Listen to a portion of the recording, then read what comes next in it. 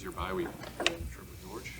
Yeah, we flew out to Jackson Hole, Wyoming, and got away and golfed, and but yeah, it was really nice. Go out there and breathe. What's it been like just having Christian back on the field this week? Yeah, it's been awesome, man. Just what he brings to the table, and really just firing everybody else up around. All of us coming off the bye week and feeling good and fresh, and then you get 2-3 next to you in the backfield. It's been awesome. Looks great, moving around, and he's trending in the right direction. So we're excited to see what happens. You played together a lot, but do you need a little extra time just in terms of some of the pass game stuff, getting back on the same page, getting timing? Do you do any of that this week? Yeah, just in the pass game with, we do a lot of stuff where, he makes a decision based off a defender, and then, just being on the same page and that kind of stuff. So it's, syncing back up into that kind of world. But obviously he's really smart, and it's been a pretty good transition so far.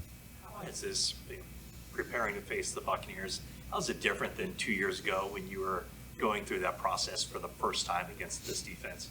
Yeah, 2 years ago was more of, I got to prove to my teammates and everybody that, I can step in and do the role really well as a quarterback for this team and compete in that regard. Now it's like, all right, we're, going into year 3, and we all know what I've been able to do and what I can do for this team. And so now it's, where we're at. We're 4-4 coming off the bye, and it's how can I continue to elevate my game and play at the standard that we need to be successful right now. And so that's the mindset. It's a little different. Obviously, I was trying to prove and make a statement 2 years ago, but playing this defense now, man, personnel's a little different, but the scheme is there.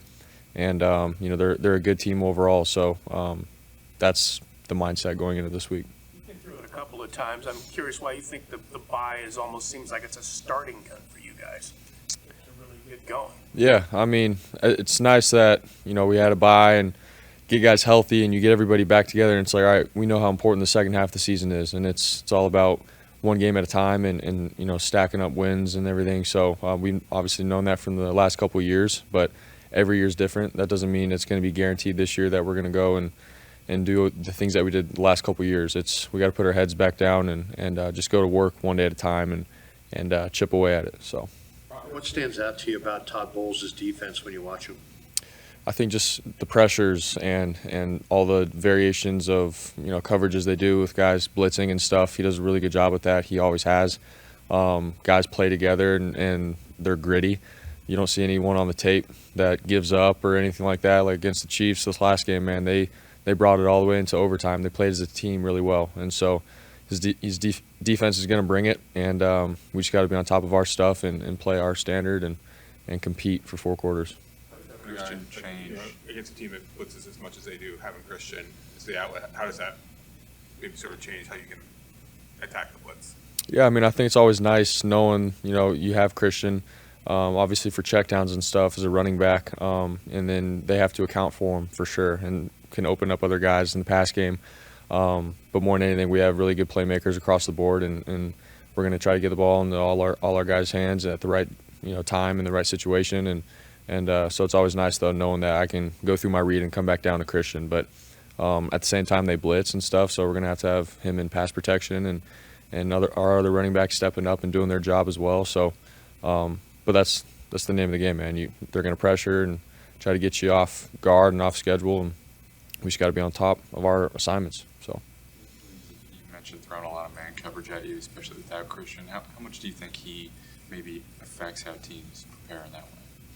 Yeah, I think, years past, there's usually been defensive schemes where they usually have to double Christian, have a guy play outside and a guy playing inside leverage and just double him. And that's been, it's obviously tough because you want to get him the ball, but then you hit other guys like George and Debo and BA and JJ. So that's been a thing, but at the same time, you never know.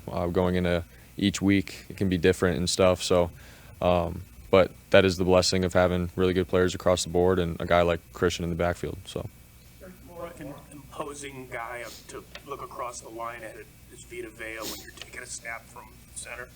Yeah, he's definitely a guy that you got to know where he's at every play, every snap.